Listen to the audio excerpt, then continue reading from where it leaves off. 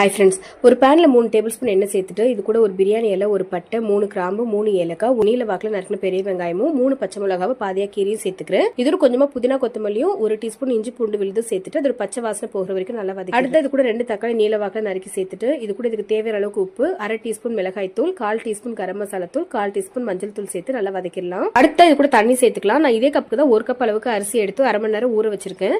So இதே கப்ல 1/2 cup அளவுக்கு தண்ணி சேர்த்துக்கலாம். தண்ணி சேர்த்து நல்ல ஒரு கொதி வந்ததுக்கப்புறமா நம்ம ஏற்கனவே ஊற வச்சிருந்த தண்ணி எல்லாத்தையுமே வடிச்சிட்டு வேற அரிசி மட்டும் இது கூட சேர்த்துக்கலாம். அரிசி சேர்த்ததுக்கு அப்புறமா நல்ல ஒரு தடவை கிண்டி விட்டு சமப்படுத்திக்கோங்க. இதுக்கு மேல 3 முட்டையை உடைச்சு சேர்த்துக்கலாம். முட்டை சேர்த்துக்கு அப்புறமா இது கிண்டி விடக்கூடாது. அப்படியே மூடி வச்சு ஒரு 5 நிமிஷம் வரைக்கும் ஃபுல்லா சிம்ல வச்சு வேக விட்டுருங்க. ஒரு 5 நிமிஷம் கழிச்சு ஓபன் பண்ணிட்டு இதுக்கு மேல கொஞ்சமா கொத்தமல்லி இலையும் 1 டீஸ்பூன் நெய்யும் சேர்த்துக்கோங்க. அடுத்து அந்த முட்டை வந்து அப்படியே பேனா இருக்கும் அப்படிங்கறதுனால இதுக்கு மேல கொஞ்சமா மிளகுத்தூள் சேர்த்துக்கோங்க. சாப்பிடும்போது ரொம்ப நல்லா. மறுபடியும் இதை மூடி வச்சு ஒரு 10 நிமிஷம் வரைக்கும் சிம்ல வச்சு வேக வச்சு எடுத்துட்டீங்கன்னா அவ்வளவுதாங்க, நம்மளோட உடைச்சு ஊத்துன முட்டை பிரியாணி சூப்பரா ரெடி ஆகும். நீங்க இந்த ரெசிபி உங்க வீட்ல செஞ்சு பார்த்துட்டு எப்படி இருக்குன்னு சொல்லுங்க. இந்த வீடியோ உங்களுக்கு பிடிச்சா லைக் கமெண்ட் ஷேர் பண்ணுங்க. பை.